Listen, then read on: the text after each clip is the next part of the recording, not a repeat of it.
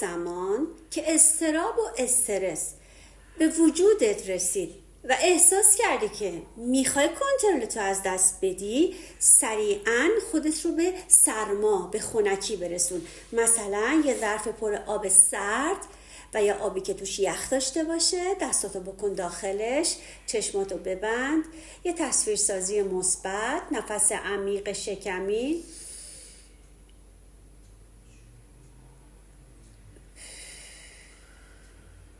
مطمئن باش که حالت بهتر میشه.